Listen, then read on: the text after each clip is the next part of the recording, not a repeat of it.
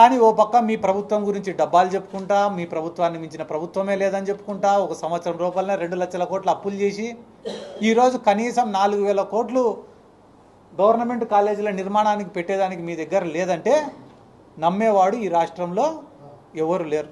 సంపద సృష్టిస్తా, సంక్షేమాన్ని అందిస్తాను, ఈ రాష్ట్రాన్ని అభివృద్ధిలో నడిపిస్తాను.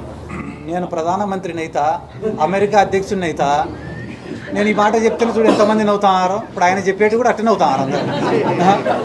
స్పందించినట్టుగా కనపడలేదు. కూటమి పార్టీలో ఒక టీడీపీ మాత్రమే స్పందిస్తుంది. మొన్న పులివెందుల ఎలక్షన్ జరిగింది తెలుసా మీకు? పులివెందుల ఎలక్షన్ జరిగినప్పుడు వాస్తవానికి అయితే కూటమి బాధ్యత ఏమి, 3 పార్టీలపై ప్రచారం చేయాలా. దాంట్లో బీజేపీకి సంబంధించిన ఒక ఆయన యాక్టివ్గా తిరిగినాడు, టీడీపీకి సంబంధించిన ఆయన ఒక ఆయన యాక్టివ్గా తిరిగినాడు. జనసేన ఉనికే లేదు ఆడ. ఎందుకు లేదు? ఈ రాష్ట్రంలో కొన్ని చోట్ల మేము చెప్పిన చోట్ల మాత్రమే మీరు తిరగాలి తప్ప ఎక్కువ చోట్ల మీరు తిరగకూడదు. అటనే మేము చెప్పినప్పుడు మీరు మాట్లాడాలి తక్కువ ఎక్కువ తక్కువ అరసకూడదు అని చెప్పినారు. మాకు fight is between YSR Congress party and కూటమి. ఆ కూటమిలో పవన్ కళ్యాణ్ ఉన్నా, బీజేపీ ఉన్నా, చంద్రబాబు నాయుడు ఉన్నా, లేకుంటే ఇండైరెక్ట్గా వచ్చే కాంగ్రెస్ పార్టీ అధ్యక్షురాలైనా ఎవరైనా కావచ్చు. We are very clear. మేము సింగిల్గా ఉన్నాం. మా స్టాండ్ ఒకటే, ఈ రాష్ట్ర ప్రజలకు మంచి చేయడం ఒకటే మా స్టాండు. ఈరోజు రాష్ట్రంలో ఎవరైతే కానీ చెప్పుకునేదానికి ఏం లేదనుకుంటున్నారో వాళ్ళే వైఎస్ఆర్ కాంగ్రెస్ పార్టీని విమర్శిస్తున్నారు.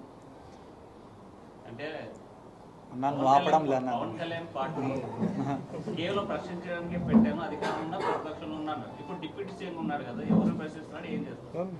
ఎందుకంటే కానీ పొద్దున ఒంగోలులో పుట్టినా అన్నాడు, నెల్లూరులో పుట్టినా అన్నాడు, కర్నూలులో పుట్టినా అన్నాడు. అది మీరు అడగాల్సింది మమ్మల్ని, ఆయన అడగాలి. ఏం సార్ ఇన్ని చోట్ల పుట్టినావు నువ్వు అని. అది అయిపోయిన తర్వాత ఏమన్నాడు, నేను మా నాయన అసలు మా ఇంట్లో హారతి ఇస్తే సిగరెట్ వెలిగించుకుంటామని ఆయన్నే అన్నాడు. పొద్దున్న లేస్తే మా ఇల్లంతా రామనామమే ఉంటుంది అన్నాడు. ఇప్పుడు అంత ఘోరంగా అబద్ధాలు చెప్తాంటే ఇప్పుడు నువ్వు ఇందాక నీ కింద మళ్ళీ చెప్పినా, మళ్ళీ నాతో చెప్పిస్తాను. నువ్వు నీ కోరిక అంతే ఏంది, నేనేమన్నా మాట్లాడితే పవన్ కళ్యాణ్ వాళ్ళతో నన్ను తిట్టియాలని, అదే కదా. నువ్వు నా మీద పగబట్టినావు, ఆయన పైన పగబట్టినావు అర్థమైంది. మీడియా వాళ్ళగా మీరు కూడా ఈ ప్రైవేటైజేషన్ అనేది న్యాయమా అన్యాయమా అని చెప్పి మీరు కూడా ఆర్టికల్స్ రాయాల్సిన బాధ్యత మీ పైన కూడా అంతనే ఉంటుంది. న్యాయం ఉంటేనే మాట్లాడమంటున్నాం, అన్యాయం ఉంటే మాకు మద్దతు కూడా పలకద్దనే చెప్తున్నాం కదా. ఎందుకంటే ప్రభుత్వ ఆస్తిని అమ్మేయడం అనేది ఎంతవరకు న్యాయం అనేది మేము.